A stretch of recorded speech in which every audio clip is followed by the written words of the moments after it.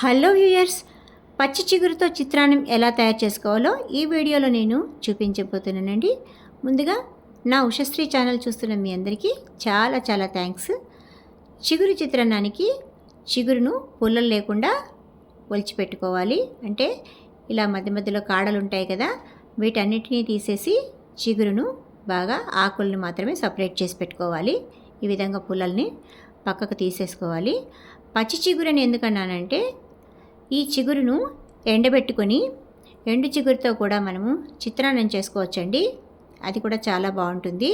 అంటే అన్ సీజన్లో మనకు చిగురు దొరకదు కదా, అలాంటప్పుడు చిగురును ఎండబెట్టుకొని దాంతో కూడా మనము చిత్రాన్నం చేసుకోవచ్చండి. టేస్ట్ చాలా చాలా బాగుంటుంది.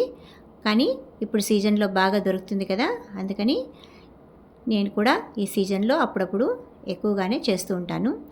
ఇది 250 గ్రాముల చిగురండి, అందుకని నేను సగం మాత్రమే వేస్తున్నాను. మిగతా సగాన్ని పచ్చడి కానీ పప్పు కానీ చేసుకోవచ్చు.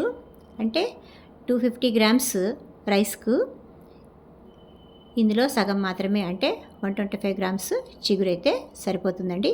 ఈ విధంగా పుల్లలన్నింటినీ విడదీసి పెట్టుకొని ఆకును మాత్రం సపరేట్ చేసుకోవాలి. చూసారా, ఆకు బాగా నీట్గా ఉంది కదా. ఇప్పుడు చిత్రాన్నం తయారీ విధానం చూద్దామా. ముందుగా కడాయిలో 2 స్పూన్ల ఆయిల్ వేసి ఆయిల్ బాగా వేడెక్కాక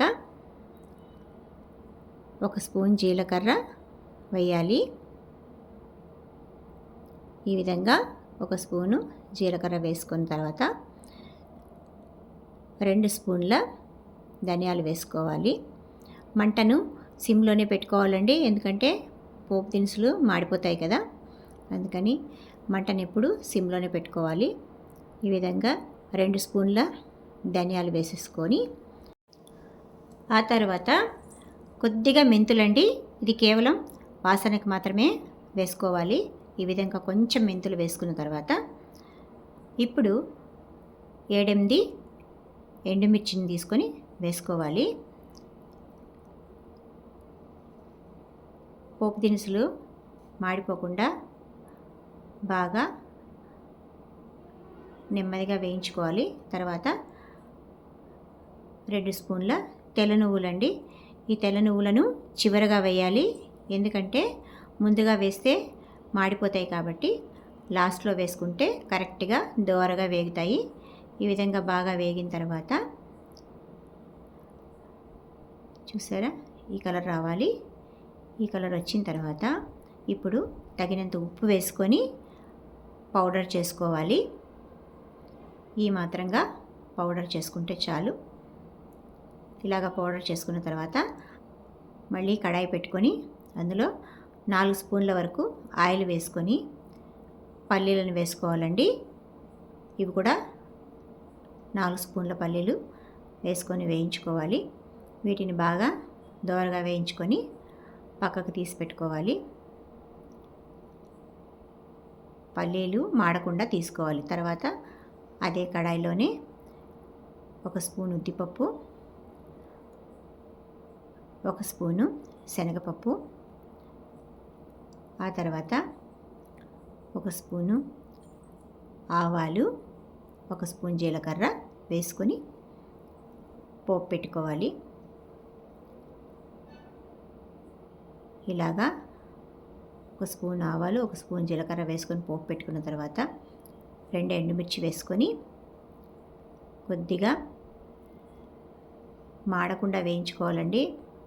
బేడలేవి మాడకూడదు, పోపు మాడిపోకూడదు. తర్వాత చివరగా కొంచెం ఇంగువ వేసుకోవాలండి. ఇంగువ వేసుకోవడం వల్ల చిత్రాన్నం చాలా మంచి వాసన వస్తుంది, అలాగే టేస్ట్ కూడా బాగుంటుంది. ఇలాగా ఇంగువ వేసుకున్న తర్వాత కరివేపాకును 2 రెమ్మలు వేసుకొని ఈ పోపును పక్కన తీసి పెట్టుకోవాలి. తర్వాత మనం పౌడర్ చేసి పెట్టుకున్నాం కదా, ఆ పొడిని వేసుకోవాలి. అంటే స్టవ్ మీద పెట్టి వేయకూడదండి, కిందకి దింపిన తర్వాత వేసుకోవాలి, ఎందుకంటే ఆల్రెడీ వాటిని వేయించుకొని పొడి చేసుకున్నాం కదా, అందుకని. ఇప్పుడు చిగురును ఈ విధంగా 2 చేతులతో తీసుకొని బాగా నలపాలండి. మిక్సీకి వేయక్కర్లేదు. ఈ విధంగా మనము అరచేతుల మధ్య పెట్టుకొని కొద్దిగా నలిపితే చాలు. చిగురు ఈ విధంగా బాగా పొడి పొడైపోతుంది. ఇలా నడపడం వల్ల పులుపు బాగా తగులుతుందండి. అలాగే వేసుకోకుండా ఇలాగ నలిపి వేసుకోవడం వల్ల చిగురు బాగా పులుపు అన్నది వస్తుంది. ఈ విధంగా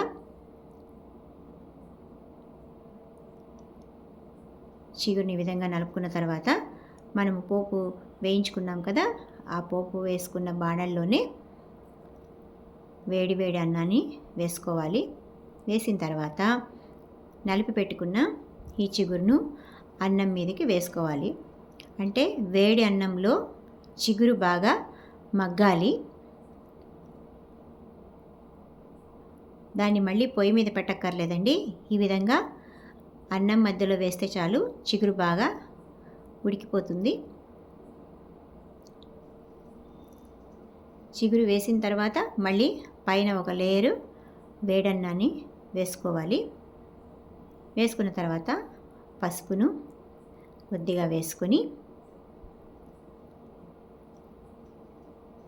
బాగా కలుపుకోవాలి. ఈ విధంగా బాగా కలుపుకున్న తర్వాత చివరగా వేయించి పెట్టుకున్న పల్లీలు వేసుకోవాలి. ఇలాగ బాగా కలుపుకున్న తర్వాత వేయించి పెట్టుకున్న పల్లీలు చివరగా వేయాలి. ఎందుకంటే పల్లీలు ముందుగా వేస్తే మెత్తగా ఉంటాయి కదా, మెత్తగా అయిపోతాయి. అందుకని లాస్ట్లో వేసుకుంటే బాగా కరకరలాడతాయి. ఇలాగ పల్లీలు వేసుకున్న తర్వాత ఇవి సన్నకారాల వడియాలండి. ఇవి ఎలా తయారు చేసుకోవాలో నేను ఆల్రెడీ ఒక వీడియో చేసి పెట్టాను. దానికి వ్యూస్ కూడా చాలా బాగా వచ్చాయి, చాలామంది చూశారు. ఈ సన్నకారాలను వేయించుకొని మనం చిగురు చిత్రాన్నం తింటే చాలా టేస్టీగా ఉంటుంది. లేకపోతే ఇలాగా ఉద్ది అప్పడాలను కూడా వేయించుకొని తినచ్చు. ఈ వీడియో కనుక మీకు నచ్చినట్టయితే లైక్ చేయండి, షేర్ చేయండి, అలాగే నా ఛానల్ను సబ్స్క్రైబ్ కూడా చేసుకోండి. ఓకేనా? Thank you.